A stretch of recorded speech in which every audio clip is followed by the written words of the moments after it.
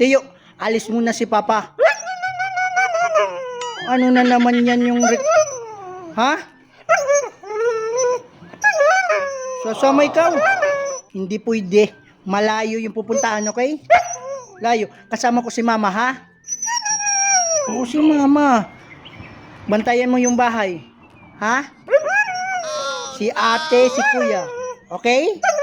Okay, pakabait ikaw, ha? Pakabait. Sige.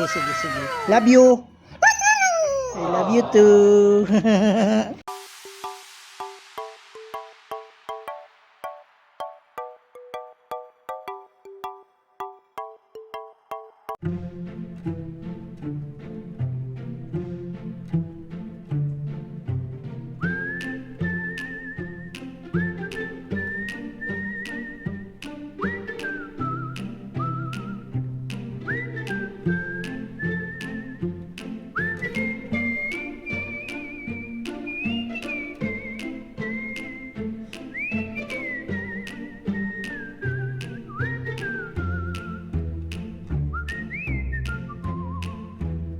Hello mga katiyo, nandito ako ngayon sa Potion. Nandito si Ma'am Malu.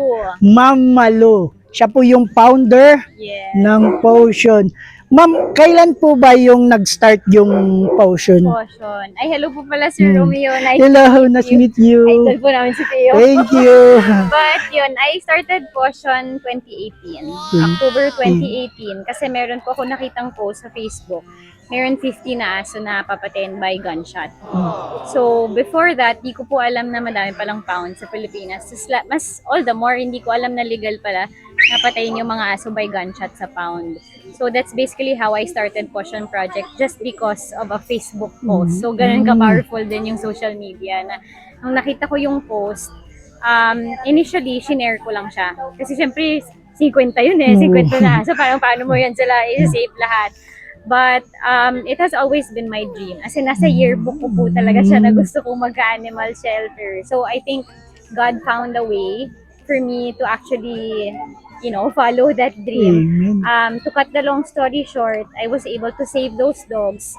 Pero kahit wala akong plano magtayo ng shelter organization, naging viral siya. Tapos nung pinost ko siya and ang daming nag-message sa akin, sabi na, ay dito din po sa amin, ganun din. Ay next week meron na naman ulit. So doon ko na-realize na, so ano yung difference nito? Na i-save natin yung 50, next week meron na naman ulit, next week meron na naman ulit, tapos ang dami pang pound sa Philippines. So yun yung naging parang motivation ko na we have to start something. I have to let people know ito yung nangyayari. Kailangan alam ng mga tao na mag-save tayo sa pound, mag-rescue tayo, mag-adapt na lang tayo. Yun yung pinaka naging motivation. So 2018, 6 years ago. Mga ilan naman lahat, ma'am? Yung na-save ng Potion ever since, more than 2,000 dogs. Wow, 2,000. More than 1,000 na rin yung napa-adapt namin. Meron kami napa-adapt, nasa Europe na, nasa Canada, nasa Vegas. Mas maganda pa yung buhay nila kaysa sa amin. Kasi syempre pinaka-goal ng Potion talaga is mahanapan sila ng magagandang buhay, ng magandang pamilya. But currently, dalawa yung shelter namin. Meron tayo dito sa San Jose del Monte, Bulacan. Tapos meron din sa Bacolod. In total, we have at least 800 rescues. Wow, sobrang dami po talaga.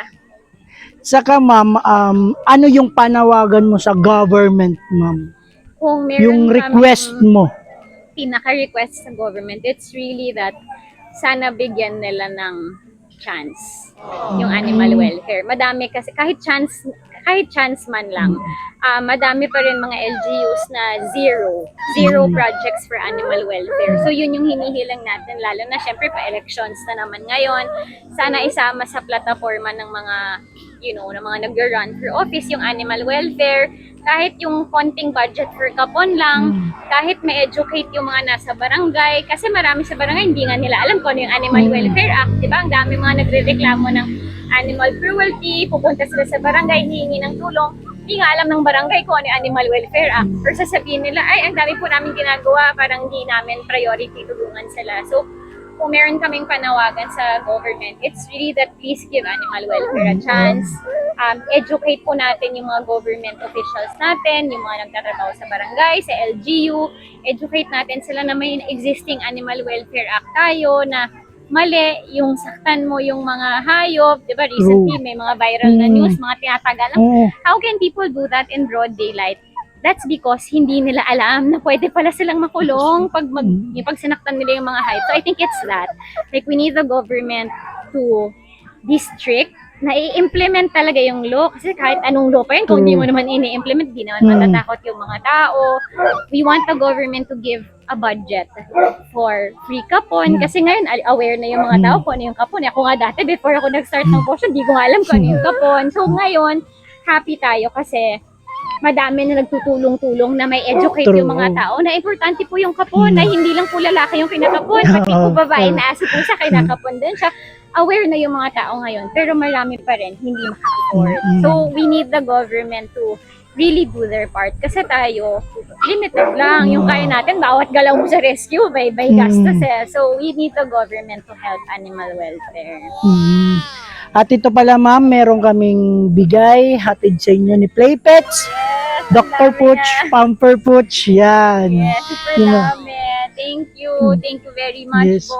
Ma'am, thank you so much, mama. Thank you, No, thank you so much. Thank you from the bottom of our hearts. And of course, on behalf of all the rescues, di man po sila makapagsalita. Ako na po yung magpapasalamat on behalf of them. Thank you for, thinking of Potion Project. Thank you to Playpets also for this very generous donation. Know also that we will share these blessings also sa iba din. Ang dami din lumalapit sa amin, humingi ng tulong. So we'll also share these blessings.